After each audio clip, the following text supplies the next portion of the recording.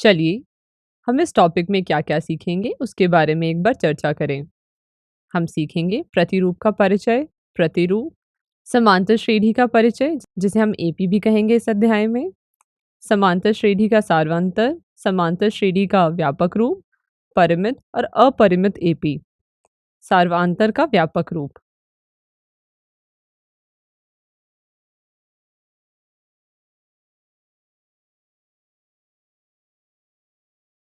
प्रतिरूप क्या होता है? प्रतिरूप कुछ घटित होने या किए जाने का नियमित तरीका होता है। हमारे आसपास की अनेक वस्तुएं एक निश्चित प्रतिरूप का अनुसरण करती हैं, जैसे सूरजमुखी के फूल की पंखुड़ियाँ, मधुकोश या मधु छत्ते में बने छिद्र, एक भुट्टे पर दाने, एक अनानास और एक पाइन कोन पर बने सर्पिल इत्यादि। आइए अब हम ऐसे कुछ प्रतिरूपों को देखते हैं जो संख्याओं में होती है। उदाहरण के लिए 1, 2, 3, 4, 5 इत्यादि। जैसे कि आपने इस उदाहरण में देखा, हमें दूसरी संख्या पहली संख्या में 1 जोड़ने पर मिली। जब हमने 1 में 1 जोड़ा तो हमें 2 मिला। जब हमने 2 में 1 जोड़ा तो हमें 3 मिला। जब हमने 3 में 1 जोड़ा तो हमें 4 मिला और जब हमने 4 में 1 जोड़ा तो हमें 5 मिला। इसी प्रकार हम इस संख्या को आगे भी बढ़ा सकते हैं। दूसरा उदाहरण देखते हैं, जैसे कि 2, 4, 8। यहाँ हमने जब 2 को 2 से गुणा किया तो हमें 4 मिला। जब हमने 4 को 2 से गुणा किया तो हमें 8 मिला और जब हम 8 को 2 से गुणा करेंगे तो हमें 16 मिलेगा। इसी प्रकार इसी नियम का पालन करके आप आगे की संख्याओं को भी ज्ञात कर सकते हैं। यहाँ हमने 2 उदाहरण देखे जिसमें हम देख सकते हैं कि उदाहरण 1 एक निश्चित नियम का पालन करता है और उदाहरण 2 भी एक निश्चित नियम का पालन करता है। और इसी प्रकार प्रत्येक प्रतिरूप किसी एक निश्चित नियम का पालन करते हैं और इस नियम की सहायता से प्रतिरूप में अगला पद ज्ञात किया जा सकता है। यदि हम एक बार इस निश्चित नियम को जान लेते हैं तो प्रतिरूप में सभी पदों को ज्ञात करने में सक्षम होंगे। इस अध्याय में हम इनमें से एक प्रतिरूप का अध्ययन करेंगे जिसमें अगला पद अपने से पहले पदों में एक निश्चित संख्या जोड़ने पर प्राप्त किए जाते हैं। हम यह भी देखेंगे कि nवां पद किस प्रकार ज्ञात किया जाता है और n क्रमागत पदों का योग किस प्रकार ज्ञात किया जाता है। संख्याओं की निम्नलिखित सूचियों पर विचार कीजिए। 1, 2, 3, 4 इत्यादि। 100, 70, 40, 10, -3, -2, -1, 0, 3, 3, 3, 3, -1.0, -1.5, -2.0। सूची की प्रत्येक संख्या एक पद कहलाता है। क्या आप बता सकते हैं कि उपरोक्त सूचियों में से प्रत्येक में प्रत्येक नया पद किस प्रकार प्राप्त होता है? वीडियो को रोकें और आपस में चर्चा करें। आपने चर्चा किया होगा तो हल कुछ इस प्रकार आया होगा। पहले उदाहरण में जब हम 1 में 1 जोड़ते हैं तो हमें 2 मिलता है। इसी प्रकार जब हम 2 में 1 जोड़ेंगे तो हमें 3 मिलेगा और इसी प्रकार हम आगे की संख्या प्राप्त कर सकते हैं। जैसे कि आप यहाँ देख सकते हैं, यहाँ प्रत्येक पद अपने पिछले पद से एक अधिक है। दूसरे उदाहरण में जब हम 100 में से 30 घटाएंगे तो हमें 70 मिलेगा और 70 में से 30 घटाएंगे तो हमें 40 मिलेगा और 40 में से 30 घटाएंगे तो हमें 10 मिलेगा।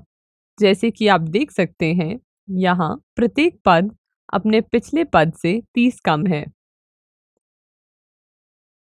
तीसरे उदाहरण में जब हम पहले पद में 1 जोड़ेंगे तो हमें दूसरा पद मिलेगा।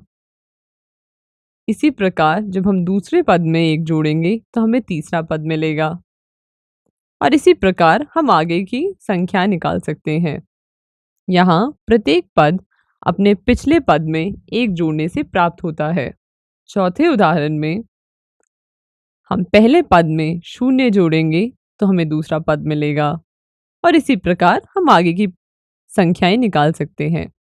पांचवें उदाहरण में जब हम पहले पद में से 0.5 घटाएंगे तो हमें दूसरा पद मिलेगा और इसी प्रकार दूसरे पद में से हम 0.5 घटाएंगे तो हमें तीसरा पद मिलेगा और हम इसी प्रकार हम इस संख्याओं की प्रणाली को आगे बढ़ा सकते हैं। यहाँ प्रत्येक पद अपने पिछले पद में से 0.5 जोड़कर अर्थात उसमें से 0.5 घटाकर प्राप्त होता है। उपरोक्त सूचियों में से प्रत्येक में हम देखते हैं कि अगले पदों को इनसे पहले पदों में एक निश्चित संख्या जोड़कर प्राप्त किया जाता है। संख्याओं की ऐसी सूची को यह कहा जाता है कि वे एक समांतर श्रेणी बना रहे हैं।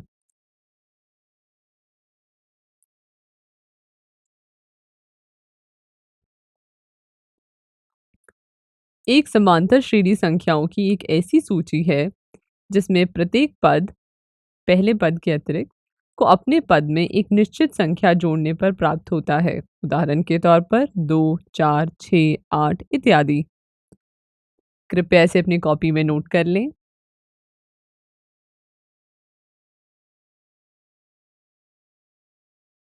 सार्वांतर एक समांतर श्रेणी में दो क्रमागत संख्याओं का अंतर सार्वांतर कहलाता है।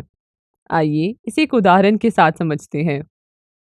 जैसे कि आप यहाँ देख सकते हैं कि जब हमने 2 में 2 जोड़ा तो हमें 4 मिला और 4 में जब हमने 2 जोड़ा तो 6 और इसी प्रकार जब हमने 6 में 2 जोड़ा तो 8। यह निश्चित संख्या AP का सर्वांतर कहलाती है जिसे D से सूचित किया जाता है।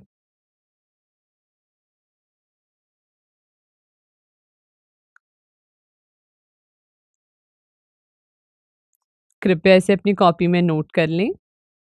चलिए अब इस प्रश्न का हल निकालें। संख्याओं की एक सूची है 3, 6, 9, 12 में अगला पद क्या होगा? वीडियो को रोकें और अपने सहपाठी के साथ चर्चा करें। चलिए अब इसका हल देखते हैं। यहाँ हमें प्राप्त है 3, 6, 9, 12 इत्यादि। और जैसे कि हम देख सकते हैं कि 3 में 3 जोड़ने पे हमें 6 मिला, 6 में 3 जोड़ने पे हमें 9 मिला, 9 में 3 जोड़ने पे हमें 12 मिला। उसी प्रकार चूंकि यहाँ 3 सार्वअंतर है इसलिए दी हुई संख्याओं की सूची एक AP है। अतः श्रृंखला 3, 6, 9, 12 का अगला पद है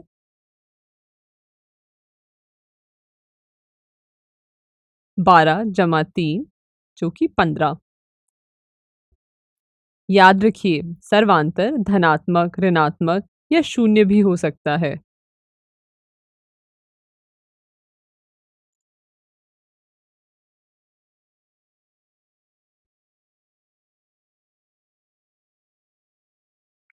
कृपया इसे अपनी कॉपी में नोट कर लें।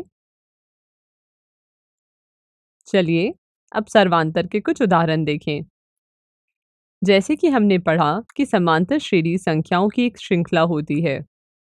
आइए समांतर श्रेणी के पहले पद को A1 से व्यक्त करते हैं तथा दूसरे पद को A2 से व्यक्त करते हैं और nवें पद को AN से तथा उसके बीच के सार्वअंतर को D से व्यक्त करते हैं।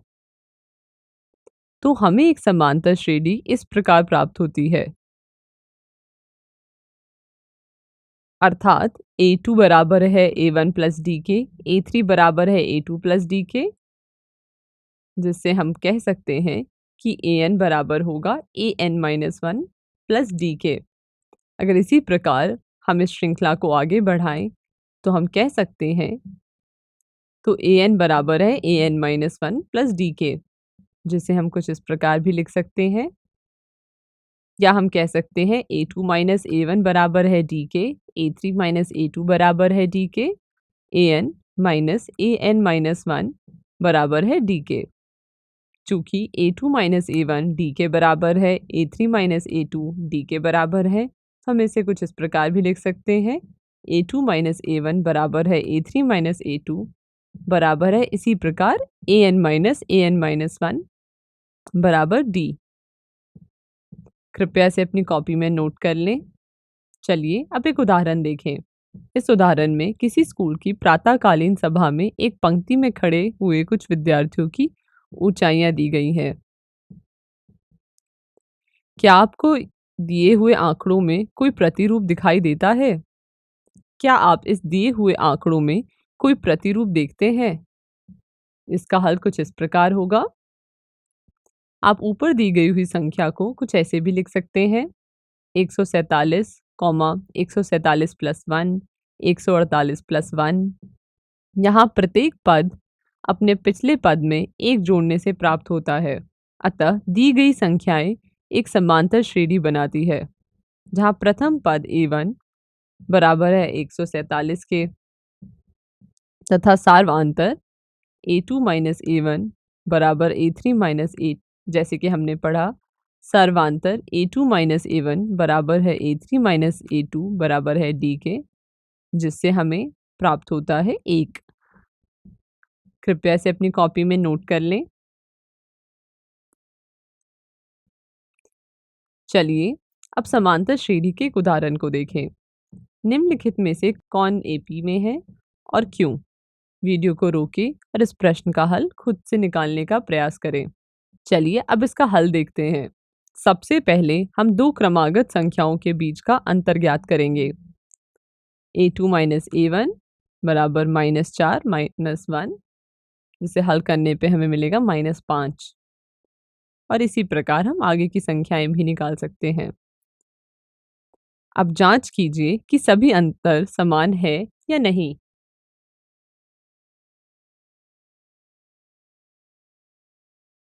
यदि अंतर समान है तो दी हुई सूची एक समांतर श्रेणी है।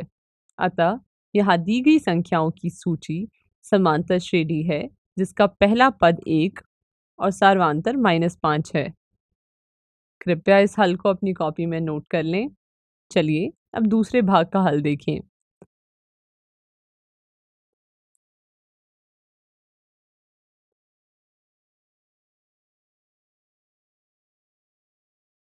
जैसे कि आप देख सकते हैं, यहाँ पहला पद 11 है और सार्वांतर 12 है।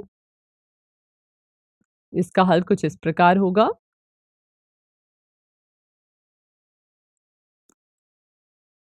क्योंकि यहाँ दो क्रमागत संख्याओं के बीच के अंतर समान नहीं है, इसलिए दी गई संख्याएं एक समांतर श्रेणी नहीं बनाती है।